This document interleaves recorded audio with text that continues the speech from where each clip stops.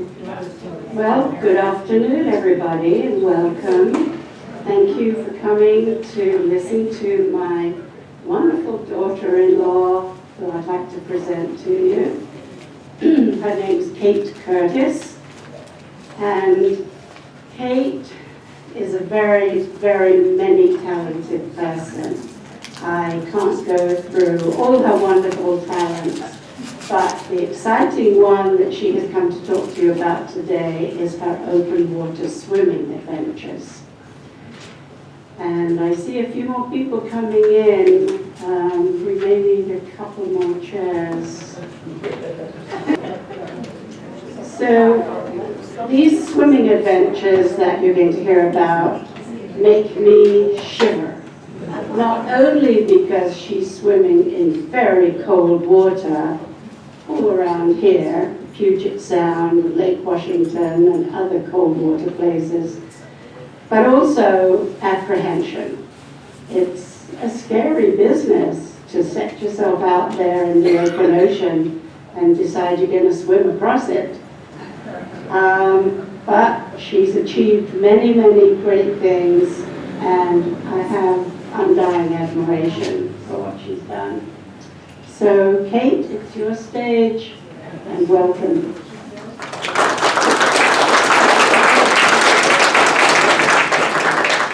Thank you, Carolyn. Thank you for that. That was really sweet. Thank you to all of you for showing up. We have a packed house. I love it. More chairs are coming. More chairs are coming. Okay. All right, good to know. So I'm here to talk about my swimming adventures, and it's funny because I'm a self-described cannonballer. When I grew up on the beaches of Cape Cod, and I went to summered on Cape Cod for probably every summer my first probably 20 or so years. But I didn't really know how to swim. I wasn't ever afraid of the water, but I just loved getting in, and the ocean was fun, and you would do somersaults, and you get tossed around in the waves, and so I always had fun in the ocean, but I didn't really know how to swim. I was never on a collegiate swim team or anything like that, so it really wasn't until I moved out to Seattle from the East Coast that I realized that, wow, there is a lot of water out here. And I need to go explore this water, and so whether it's Lake Washington or Puget Sound, as Carolyn said, I had to get in it and see what that was all about. So I'll show you some tales, and yes, oh, and by the way, please ask questions. Don't wait till the end. If you have a question, just go ahead and shout it out. We're going to roll through a bunch of slides, and then we'll hopefully have time at the end to ask questions as well. So my channel crossing attempt started back in 2016. It was about 2014 when a friend of mine and I were sitting around pondering the pending doom of our 50th birthdays at that time, and that was in 2014. We thought, what are we going to do to celebrate our 50th? And he looked at me, he goes, well, it has to be something big. And I said, yes, it has to be something epic. So we both agreed on that. And we finally came up with swimming the English Channel. So at that point in 2014, I thought I should take some proper swim lessons, and so I did. And you can see by this, it was addicting. And I kept going back for more. And so why is that? Why is it so addicting? We're going to get to that. But the English Channel is, yes, that is not the English Channel. However, in the world of open water swimming, the English Channel is known as the Everest of swims. It's the most daunting, the most challenging. It's cold. They don't allow you to wear a wetsuit.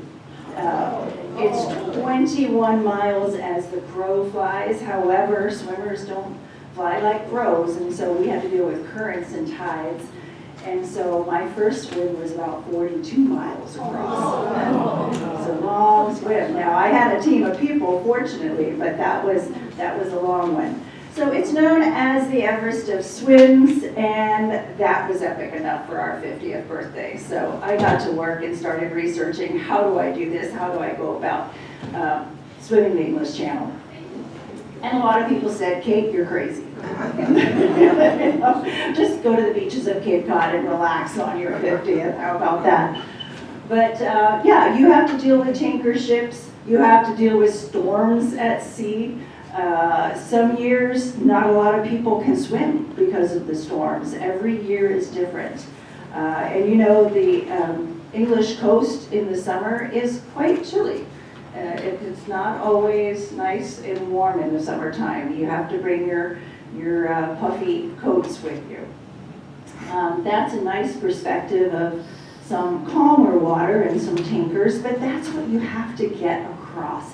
It's the busiest shipping channel in the world, and you really need to get from point A to point B, which is the narrowest part of the English Channel. And so that's pretty much from Dover to just south of Calais in France.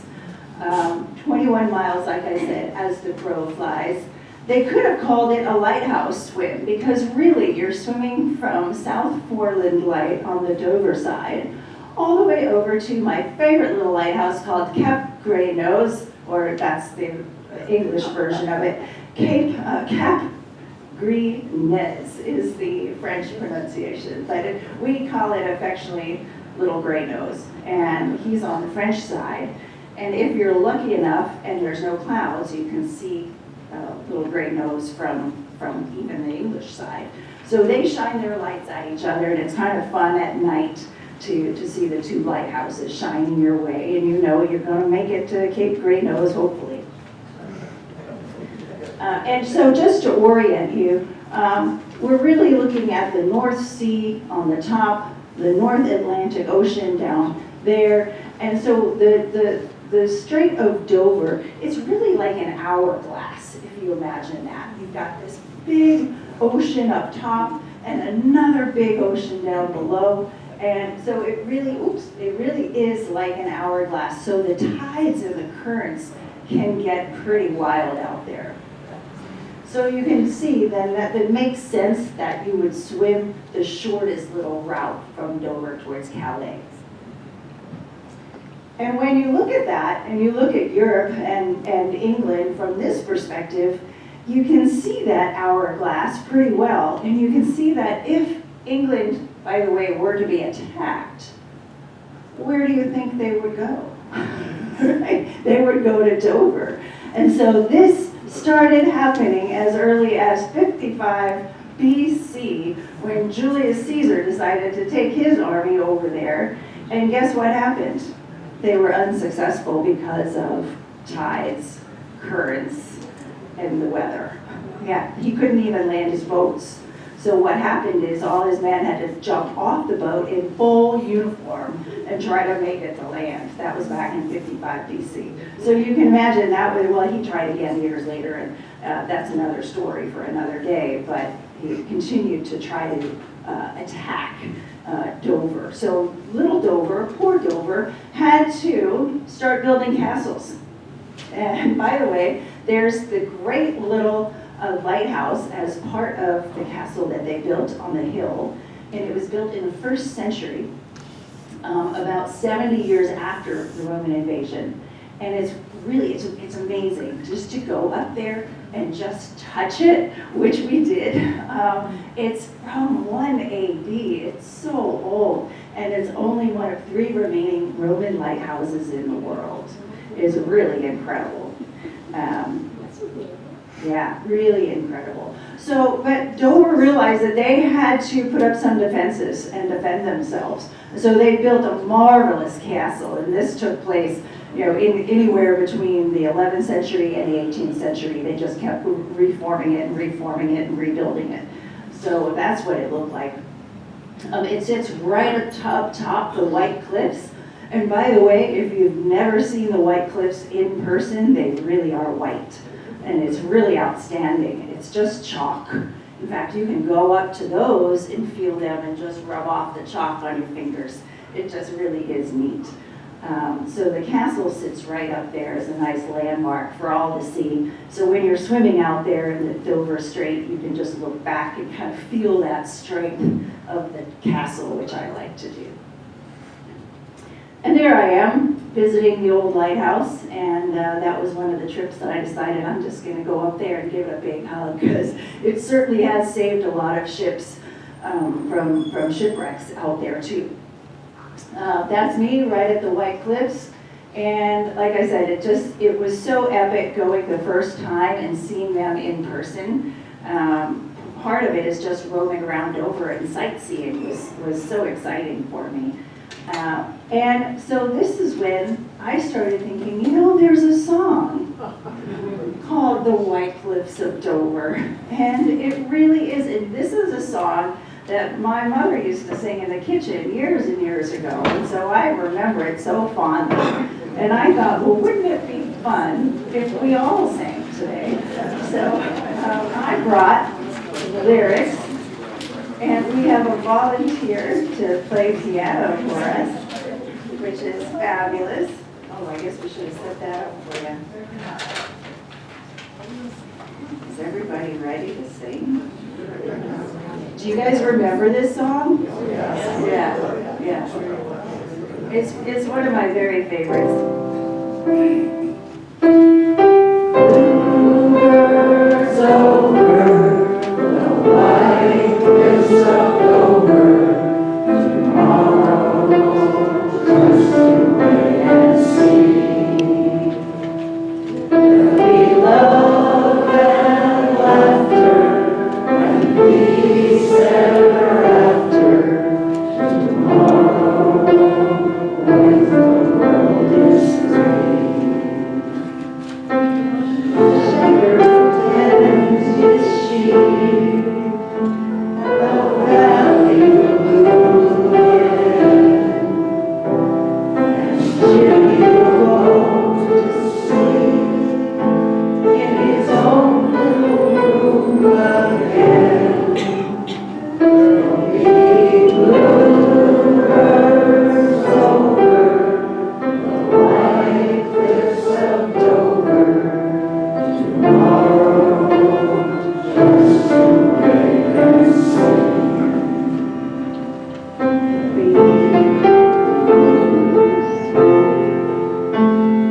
Valleys will bloom again, and Jimmy will go to sleep in his own little room again. There'll be bluebirds over the white cliffs of Dover, tomorrow just to wait and see.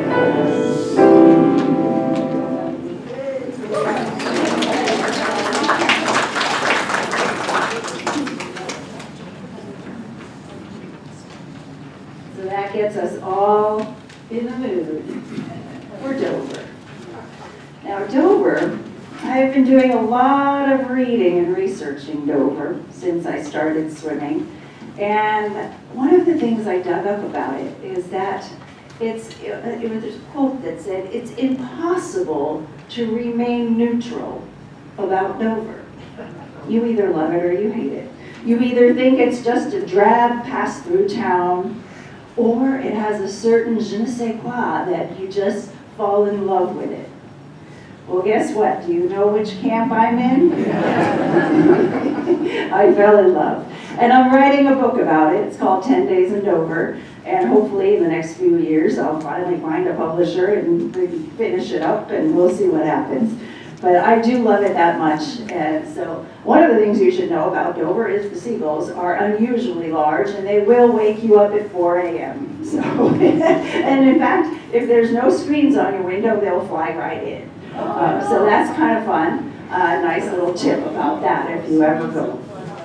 Yeah, and the neighbor, one time I was staying there, and my neighbor was I baked some pies, some meat pies, as they do over in England, and was cooling them off on the windowsill.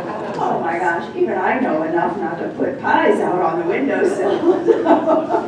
Next thing you know, I heard them clanking pots and pans trying to scare the seagulls away. But when you start your swim, every swim starts in Dover Marina. And my first team that I researched was Team Trent Grimsey. And Trent was someone that when I went back in 2014, when Curtis and I decided to do something epic for our 50th birthdays, I researched Trent Grimsey, who is in the Guinness Book of World Records. Trent swam the English Channel solo by himself in the fastest amount of time ever recorded, 6 hours and 55 minutes. Unbelievable, unbelievable. 6 hours and 55 minutes. It just so happened that he was putting together a relay team, and he said he could take 5 people on his team to swim with him. And I thought, oh, this would really be epic. So I signed up for that. I was very fortunate to be selected on his team, and so this was the Trent Grimsey team that I was on in 2016. So to be paired up with a world record holder, you could say the whole team was pretty full of bravado going in. We thought, oh, we're going to crush this. This is going to be great. And by the way, our boat that we were on was called the Optimist. So what could go wrong? What could possibly go wrong? Storms at sea. Wow, yeah. So we had to deal with that, and our pilot called Trent and said, you know what, there'll be no boats going out the next few days. No boats maybe the whole week, we'll see. Now we were fortunate, we had an 8-day window, which means any time during those 8 days, if the weather cleared up, we could get at a moment's notice a phone call that said, it's time to go. Right? So like, okay. The only boats out on the ocean were the life-saving boats. That's how rough it was. It was not a place for swimmers. You're going really fast. Not a place for swimmers. By the way, there is just off the coast of Dover is what's called the Goodwin Sands Sandbar, otherwise known as the Ship Swallower. And that sandbar has wrecked numerous, thousands of ships over the years. That's why the lighthouses are so important. But that sandbar has wrecked so many. So I think my slides are on automatic. We're churning away here. so the ships had to be careful of that too. And in bad weather, there was no going out. So we had to wait. Our pilot said, you know, you can do a little swim in the marina, which is there in the harbor and the marina are just there, and you can see where Dover Beach is. It's a little bit protected because there's a big wall around it, and so if it was white caps and storms at sea, you could still get a training swim in quite often in the Dover harbor. So he suggested, well, why don't you go to the Swimmers Beach, and that'll essentially be your Everest base camp, right? Just hang out there and wait for the weather to turn, as one does. And so he said, yeah, well, go entertain yourself. And by the way, here's a picture of the waves outside of the harbor, and then inside the harbor, you can still see, it's still some whitecaps in there. So even our training swims were quite challenging. So what did we do? We went to the pubs. Our pilot said no boats were going out for several days, and he just said, entertain yourself. So we did as we were told, and we roamed around numerous pubs. That's a great thing about England too. Anywhere you walk, you're sure to find one, and there's some nice chaps in there that'll serve you a pint. I went to the very famous White Horse pub in Dover, and right next to a beautiful Roman archway. I mean, that's still there today. It's amazing. Like, that is still standing right next to the White Horse pub. It really is an amazing history there. But the thing that makes the White Horse pub so notorious is that all the successful channel swimmers get to sign their names on the walls on the inside. And so I couldn't wait to get there and get inside and see all the names and think maybe I can get on the wall one day. You know, that would be really fun. So that was always a dream of mine. There I am, hanging out. You can notice the pile of down jackets next to me. Yes, it was summer in England. I was hanging out in the pub. This is an interesting photo because about an hour later, Trent says, we got a call from our pilot. He's going to take us. We need to be at the marina by 12:30 at night. We're going to leave at 1 a.m. What? I'm in the pub drinking wine. This was not how things were supposed to unfold. I should have been eating, I don't know, a big meal and drinking my milk, right? Like this was not at all how I thought things were going to unfold. He said, yep, get to the marina at 1 o'clock, and here's what I'm going to do. The storms at sea are still bad, but we're going to have a nice swim from Dover all the way up to Ramsgate and then back again. Half of my team was from Australia. We were from America, and he said, I hate to send you home with nothing. So this will be something. It won't be official, it won't be in the books, but it will be something. So I thought, okay, well, yeah, we get to swim along the white cliffs. There's Trent flashing me a smile. I said, hey, Trent, look how happy he is. We had fun. We did have fun. He's just swimming along. That's our team when we made it. We started at 1:30 in the morning. It was pitch black. I was this second swimmer to go. And then we finished at 10:30 in the morning. It took us only 9 hours, probably because we had Trent Grimsey on our team. And it was a distance of 26 miles total. So that was fun. I got a little certificate, but it wasn't the certificate that I had hoped for.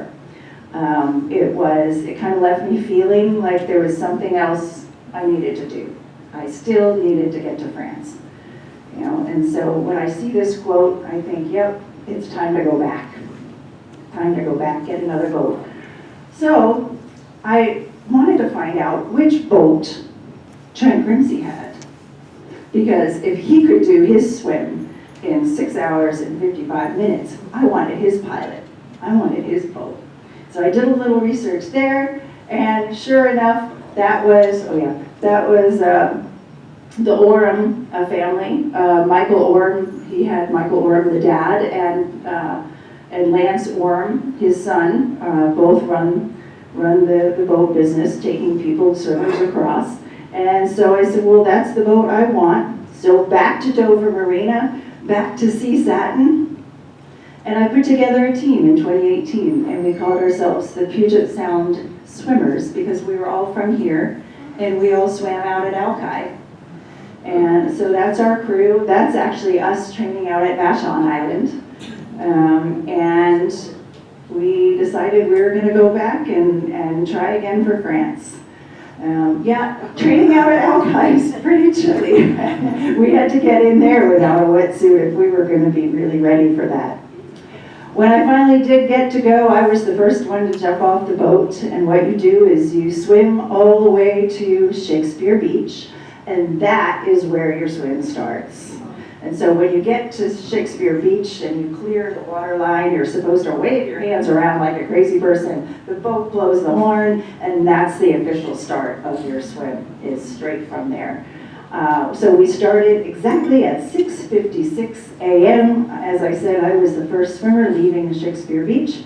And our pilot said, you'll have a nice daylight swim. Should be lovely. Should be. Problem with daylight swims is you can see everything in the channel. This is a dredger. And as you remember from the picture of the Goodwin Sands sandbar, they are always dredging the channel. And these things are scary. And I don't like looking at them when I'm swimming. One passed right by and I thought, oh, this is really scary. And then flash forward 15, 16 hours later, we were still swimming. So much for the daylight swim. We were still at it. And that's our pilot, and he's trying to get us into the French shore, but it got choppy, and it was cold, and it was windy, and as they say over there, the sea got up, and it certainly did. That's me exactly about 8 minutes before I had to go in for another leg. This was now my 5th leg. I was exhausted. And I thought for sure we were going to touch France anytime, but no, we're not there. I couldn't even see France. It was as if all the lights went out on the French shoreline. Or later I find out that they do actually encourage people to turn off their lights. I think for the aquatic life over there and whatnot, but they do encourage people to turn off their lights. But I couldn't see land. But the pilot said, if you sprint it, you'll be there in 30 minutes. Okay, so I jumped in and I sprinted it as best I could. And the minutes were ticking by and I kept thinking, am I going to get sand in my fingernails soon because I'm almost at shore? Nothing, nothing, nothing. Finally, they're yelling at me from the boat, Kate, it's been an hour. Get out, it's Randy's turn. And my other teammate had to jump in. I had been sprinting it for an hour. And so I couldn't believe that we still weren't there. But that's me getting in. I had one glow stick on, and you're supposed to wear 2. I don't know, this was no time to be thrifty. I don't know why I only put 1 on, because the thing is, that's the only thing that you can see from the boat, that the pilot will see where I am. And the waves had gotten up so much, I thought, if I lose this one light stick, he's not going to find me. And now I started understanding the rule about having 2 light sticks. Yes, that's a good one. Not to be thrifty. Here you could barely even see me. That's me, could barely even see me out there. The boats lit up, so all I had to do was follow the boat lights. So I just thought, okay, I can't lose sight of the boat, I just have to stick with the boat. And that's when I realized where I was. All of a sudden, I'm like, wait a second, I know where I am. Because I'm just about a mile off the French shore, and the sea had gotten up, and it was choppy. And this is what they call the piece of the English Channel known as the swimmer's cemetery. Is where if you are going to have a heart attack, this is where you will have one, because the swimmer is tired and the currents are swift, and it's almost as if the French shoreline is just pushing the swimmer away, saying, don't come in here. So, you're battling, and I was getting hit from the left and the right and every direction, and I couldn't even tell which way the waves were going. So it was quite an adventure. But then all of a sudden when this happens, your mind starts spiraling. Oh, did I miss a slide? Yep. There we go. I started thinking about my kids. My kids are in college now. Isn't that funny? That's how long ago that was. But my kids were that old, and I started thinking about my kids. And I thought, I am not going to go out this way. I have got to make it to shore. So that did help me sprint it, certainly. We finally did land at 1:25 in the morning. That was France time. Total swim, 17 hours, 29 minutes. That was a long one. It took a long time to get there. We were exhausted. I did celebrate with my pilot. That's Lance. Love Lance. He will do whatever it takes to get you in, and he just gets forensic with the charts and everything, and he got us in that day, and we certainly did celebrate. But it's interesting because I think I have a slide there. Let me go back. That was our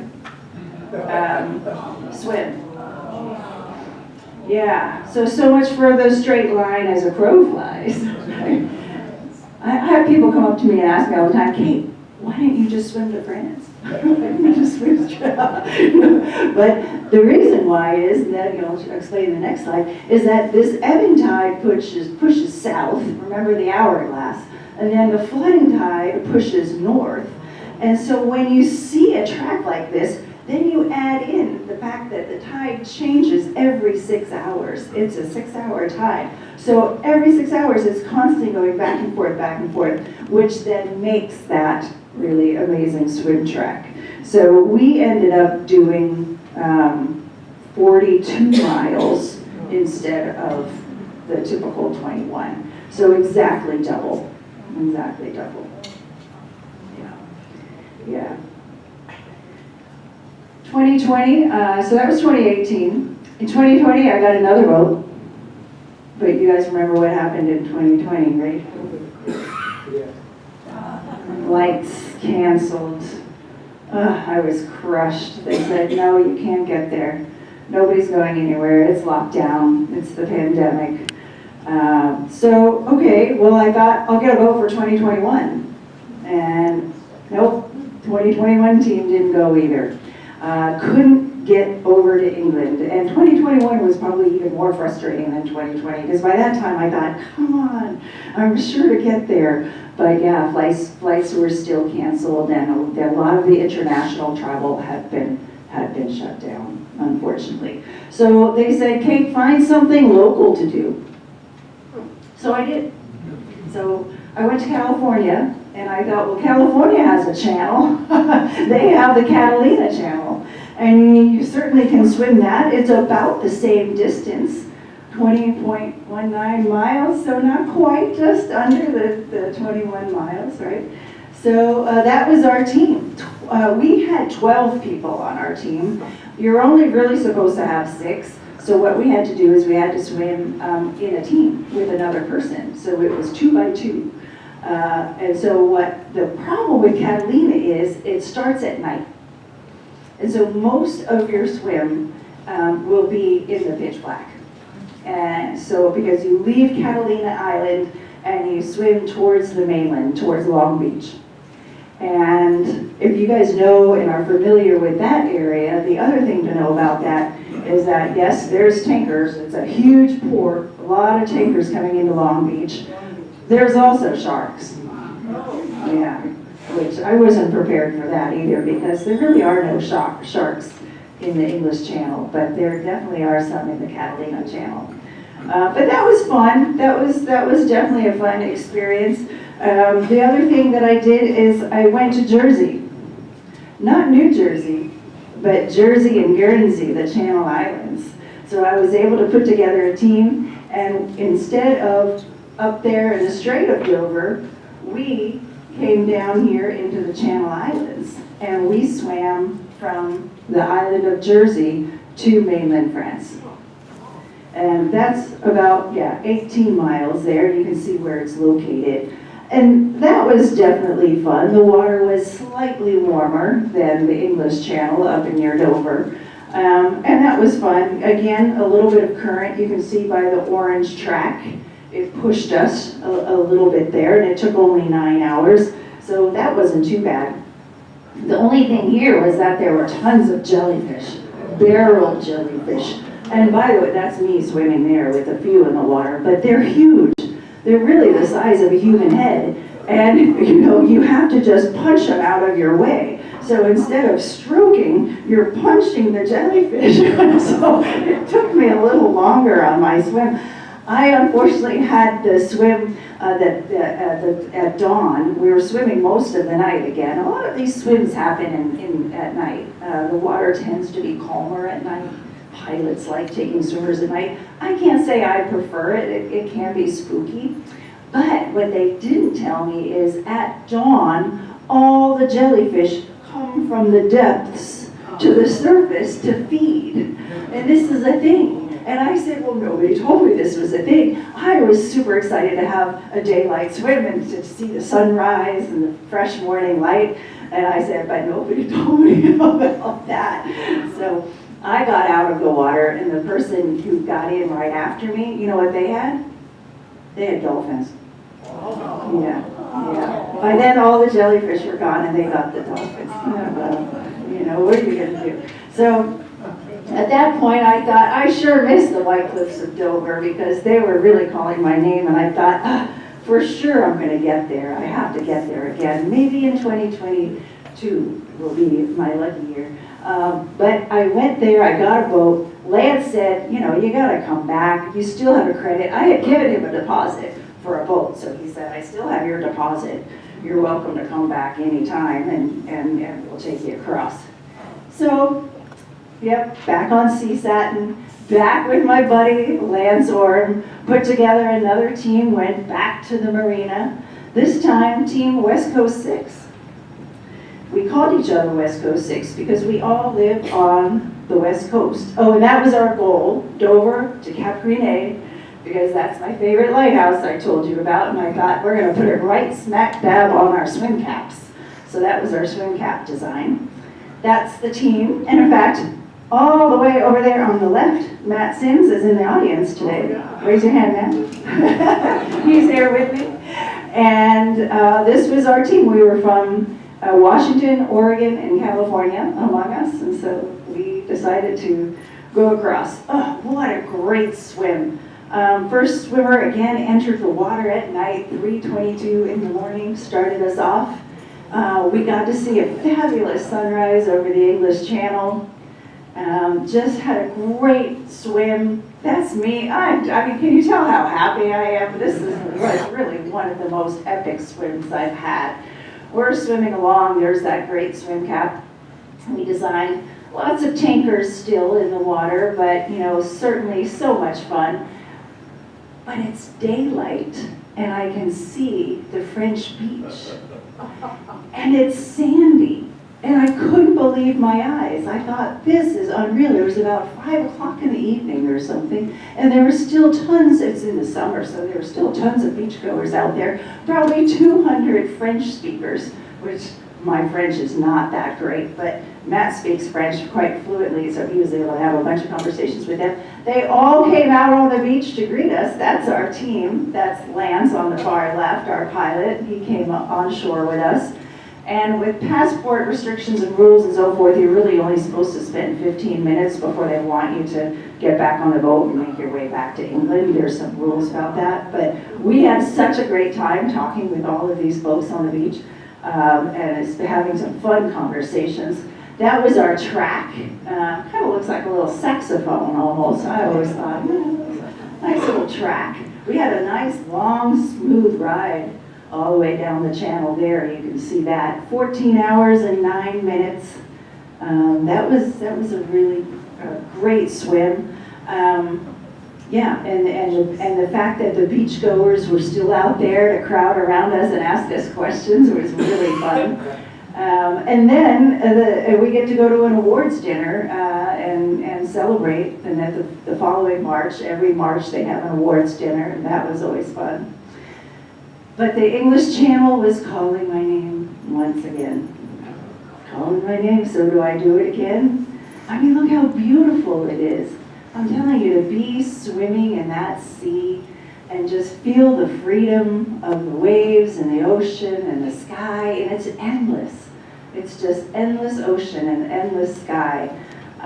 It really just brings a tear to my eye to even think about just how beautiful it is and how lucky I am to be able to be out there in it all and swimming it. It's just so great. So I call Sea Satin again, and I call my buddy Lance again, and I say, hey, let's go back to the Dover Marina again. And so I got another team together. This time, we called ourselves the Three Oceans. And that's because we were from 3 different oceans that we share: the Pacific Ocean, the Atlantic Ocean, and the Indian Ocean. One of our swim team members was from South Africa. So certainly a lot of fun there. I think I have a picture of, yeah, there's Christine there, and Catherine over in England, and Mandy was in Florida. We had a great time, a great team. And then Matt and Scott and I were from the Seattle area. That's our team there. And Scott's in the back. I want to talk a little bit about Scott. He was celebrating his 71st birthday on that trip. Yeah, I mean, he had never done anything like this. I swim with Scott out at Magnuson Beach on Lake Washington, which is only about 6 minutes from my house, so it's really easy just to drive down the hill at sunrise and meet a bunch of people down there at the lake. And so I've known Scott from my swim group there, and I asked him, I said, you ever thought about swimming the channel? And he used to be a tugboat captain. He'd drive the tugboats around, so he was a seaman anyway. I thought, well, he's comfortable on a boat. At least I know he's not going to get seasick and that kind of. Because by the way, the diesel fumes from the boat, not everybody can handle that. So if you're not used to the rocking and the diesel, most people end up just kind of having a little upset stomach and, then might interfere with their swim. But I knew Scott had it in him, and so he was part of our team, and it was really made his day. And we ended up swimming, great swim. We had our eye on Cap Green, that my favorite lighthouse. We had our eye. We thought, could we possibly land right underneath that lighthouse? Wouldn't that be epic? Right? So we've had all kinds of landings, but never right there. And then sure enough, this is a greatest shot. You see on the right-hand side, that's Matt. Raise your hand, Matt, for everyone. So there he is. You have to actually, this was tricky, and he can probably tell more about it, but you have to clear the water line for it to be official. So you can't just wade around in the water up to their waist and say, hey, I made it. Not good enough. You have to climb up onto the rocks and prove that you're actually on French soil, French land. Otherwise, it's not, you won't get that stamp of approval. So that's Matt. He probably got a little bit of bloody on the rocks that day. All of us then were allowed to jump out of the boat. Wow, that's our track. Look how smooth that is. Look how, you remember my first track. So this one, best time yet, 12 hours and 56 minutes, just under that 13-hour mark. Each time they get a little bit better, a little bit shorter. And this landing was really great. That's Scott, and that's us on the rocks, where I think I might have another picture that I have. Oh, that. Anyway, he's out there, he's flexing his muscles, he's feeling pretty good. We made it. And guess what we got to do? We got to go to the White Horse Pub and sign the wall for the first time. Yeah, that was really, really great. Because for a few years in there, even though we had some successful channel swims, the owners of the White Horse Pub had shifted. They was under new ownership for a while, and they said, absolutely not, we don't have space.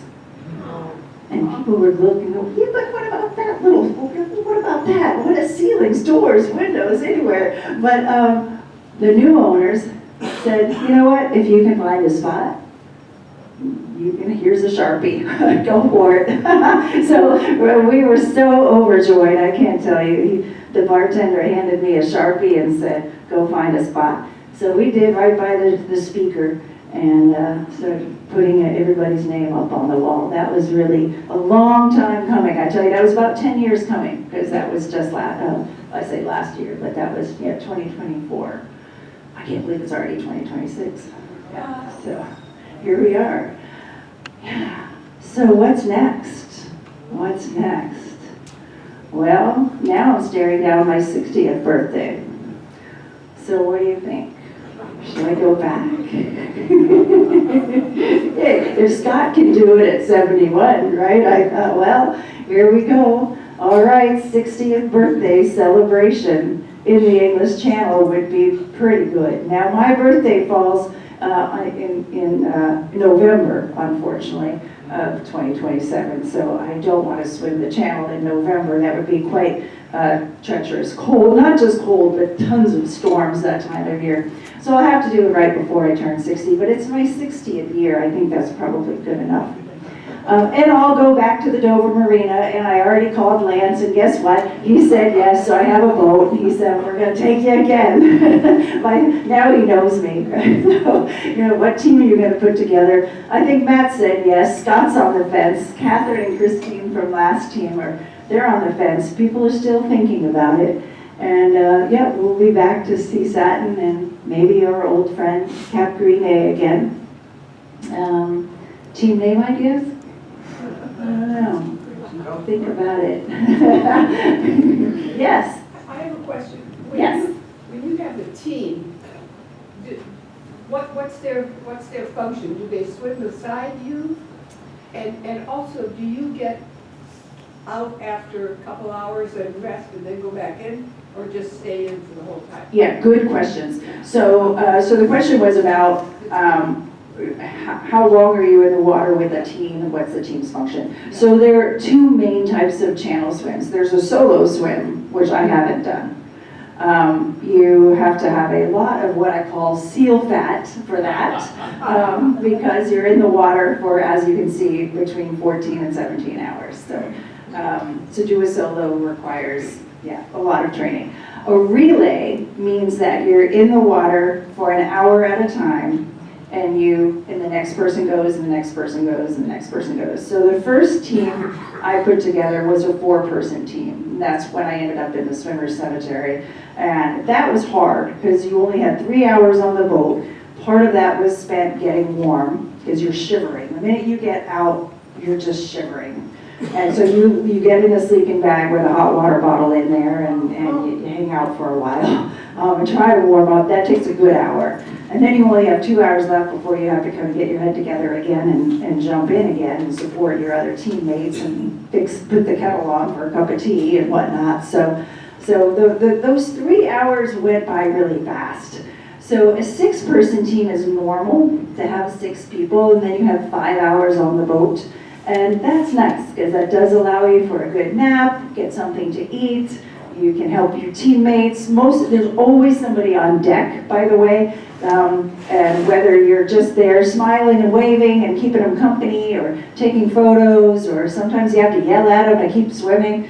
They certainly did to me when I hit the jellyfish. They're like, "Hey, keep swimming." I was trying to punch them away. So, yes, you had a question. Okay, when you get into the boat, you said you're shivering. Yes. You mean to say you're not shivering in the water? Well, you're working hard in the water, and so I think part of it is your mental focus is you're just working hard, and you're burning what they call that fire in your belly. And so I do get cold. My fingers and my toes, my nose, all the extremities get cold, but the shivering doesn't really start until you get out of the water. And then you dry off, and it's called what's called the after drop. And then your core temperature will drop another degree typically once you're out of the water. And so that's when it's most important. If you have some hot water, people will put hot water in like little plastic bottles and stick them in their armpits, because that's like where your big veins are, not just to try to warm up your blood, because what happens is that's when the hypothermia sets in, is the shivering. Yeah. Ooh, a lot of questions. I see your hand. Can you tell us about your training and then your eating? Yes, well, so each channel swim, I try to gain about 10 pounds to put on some weight, just so I have a little extra layer of something, which does help. I have found that helps. At first, I was just eating terrible things like ice cream and brownies and whatnot. And then finally, I had a nutritionist friend who put her hand on her hip and she said, "Kate, you should be eating avocados and nuts." So I switched my ways and tried to eat healthy fats. But the Ben and Jerry's calls your name too, and you feel like you can justify it and put on some of that. And then the swimming, I have to jump in cold water all the time and to really acclimate. And so that all the time means several times a week, at least, to maintain that acclimatization. And in cold water, it's pretty easy to do around here because we have so much cold water for so much of the year. Even in the summer here in Seattle, you can jump in Puget Sound and it's cold. I have gotten hypothermic before, and it's not fun, and where your brain slows down so much that one time I got into my car and I turned on the radio and it sounded like chipmunks, and it was a and I thought, something's wrong with my radio. It wasn't my radio, it was me. My brain had slowed down so much from my cold water swim that everything around me was sped up. Yeah, that was kind of crazy. Yes, you had a hand up. How much weight do you lose in a swim? Oh, that's a good question. Probably not very much. Maybe a pound or two. Yeah, probably not, because you are refueling. Now, that's a good question for a solo swimmer, though, because I bet you those solo swimmers do lose a significant amount of weight. Yeah, yeah. Yeah, question over here. So clearly you did not start your athletic career just before your 50th birthday. What sports did you play to get into the kind of shape you must have been? Yeah, well, so I loved cycling. I was a cyclist, I was a rock climber. Yeah, just kind of a little bit of everything. Weightlifting, I did start weightlifting free weights when I was 16. So that is a sport that I liked. I had a really good coach at the time and kind of got me into lifting, and that's kind of a lifelong thing that I've done. But not a whole lot of team sports. I was kind of a solo. So running, yeah, as long as my knees hang out, running. Did some triathlons, yeah, duathlons and that type of thing. Kayaking, camping, hiking. Yeah, I just like to get out. Yeah, out and about. Somebody else had their hand. You're accompanied by a boat. Yes, They have navigation. yes. So why can't you go across the channel pretty much in a straight line? I know. Yeah, you would think. I know, and it goes back to, the question was, how come the boat with navigation can't go in a straight line? And let's go back to that slide I had here. And Matt, do you wanna, oh, it was way back there. Where was that?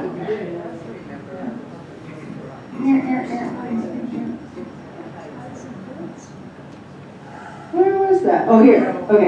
Okay. So ebbing tide, flooding tide, constant water volume, and because it's shaped like an hourglass, the way that it's been described to me is that you have this huge amount of water that has to fit through this tiny little channel.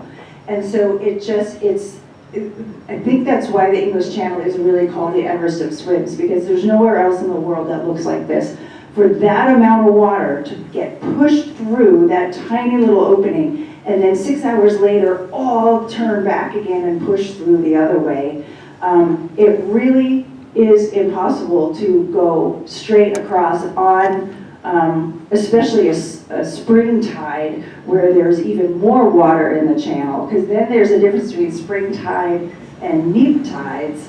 And so that can make a difference. And they used to, by the way, only take swimmers on neap tides because there was less water in the channel and it didn't have so much flux. And they reserved the spring tides for fishing.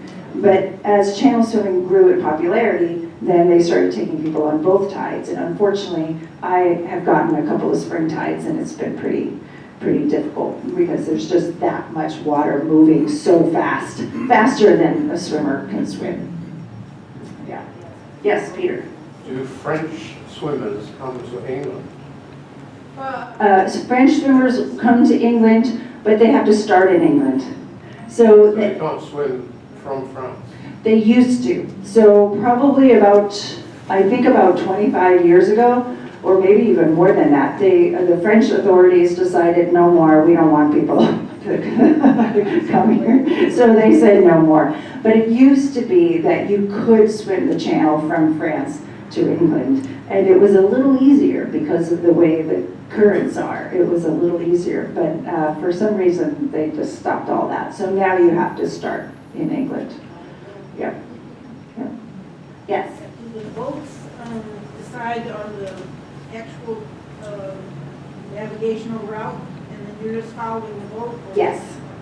Would you repeat the question? Yes, the question was, do the boats decide the navigational route and then the swimmer simply follows the boat? And absolutely. We had one rogue swimmer who decided on one of our teams that Matt and I were on, he decided he saw a better way to France. He took off and he got in trouble for that because no, the boat knows best. And the boat knows, it will calculate, that's why I mean, like when I say he gets forensic with the charts, he will calculate the amount of ebbing tide or flooding tide based on the winds and based on this and that and the strength of the swimmer, how to move through the water. And by the way, you're also trying to avoid the tanker ships 600 to 800 tankers go through on a daily basis. So you really have to try to avoid those as well. Yes, yeah, a lot of tankers. So it's, but yes, question. If I wanted to do this, how much money do I need to save? Yeah, that's a great question. So it's about, for the 6 swimmers to go, I tell people estimate 3,000 per swimmer, because that will cover, I think is that about right, Matt? That's about right. That'll cover your boat. It will even cover your airfare, because you had cover tips for the pilot and the crew. Yeah. So it's not cheap, My but 90th, I'm doing it. but you split it between your team, which is good. Now the solo swimmers, they have to save a lot more, because that whole amount they have to pay to the pilot. So it's a lot more to do a solo swim. Yeah, for sure. You guys have good questions. We're almost out of time. I'm going to see if I can advance here. Let's see some of my slides again as we go through. Those barrel jellyfish were no fun, I tell you that. Jellyfish sting, is that? They do, yeah, they do. In fact, Matt we have pictures of Matt, his arms red all the way up and down. Yeah, I know. So you guys are going to be thinking about some team names for my 60th birthday swim when I go back. Captain Matthew Webb, by the way, he was the first person to swim the English Channel in 1876, and he did it in about 14 hours or so, and he's commemorated, of course, in Dover. There's a statue and a plaque for him, and he said, "Nothing great is easy," and I really like that. I appreciate that quote. Yes, in the meantime, I'm writing a book called 10 Days in Dover, because that's about how much time you have in Dover to roam around as you wait for the weather to change. So that's been something fun. And I've also started my own little project called Endurance Challenge Normandy, which is an event hopefully taking place this year. 4 days, 5 landing beaches, and 30 stages or so of swimming, biking, and running along all 5 D-Day landing beaches. Yeah. It's never been done before, and it was something that really moved me the first time I went to Omaha Beach. I got in the water there and I just started crying. And I just thought, this is really amazing. The water was clear and beautiful, and not at all like the movies we've seen or anything. And it was just so overwhelming to me about, and we need to have an event here. So that's my next adventure. That's out at Golden Gardens, by the way. Those are our pals who like to hang out on the buoys. And I have an underwater camera. I tuck in my wetsuit, and so I'll swim out there and I'll try to get pictures of the sea lions out there. So that's kind of fun. Yeah, sea lions. The question way in the back. Does anyone ever use wetsuits when they're swimming? So the question was, does anyone ever use wetsuits? And the answer to that is yes and no. So if you're with one organization called the CSA, they will not approve any swimmers in wetsuits. They're pretty strict about it. The CSNPF organization, which is another certified organization, will take swimmers across in wetsuits, but it's a different certification. And so it's more of what they call an endurance challenge or some kind of sporting event, but you cannot essentially call yourself a channel swimmer if you're wearing a wetsuit. But they certainly do take people across for the right amount of money, I guess, right? Yeah, question here. Solo swimmers are known to grease up. Yes. Do you do that? I don't. I might put a little bit of Vaseline, in maybe under my armpits or something. But what you've seen is like, it's almost this white grease, like all up and down their body. Yeah, they do that. Some say it adds a little bit of warmth. Other people will say, no, it doesn't. It's really just for the chafing, because the salt water against your skin can chafe. So you really want it in any area where you're going to be rubbing. Yeah, armpits are essential for the stroking. Yeah. Yeah. Any other questions? You guys have been such a great audience. Yeah.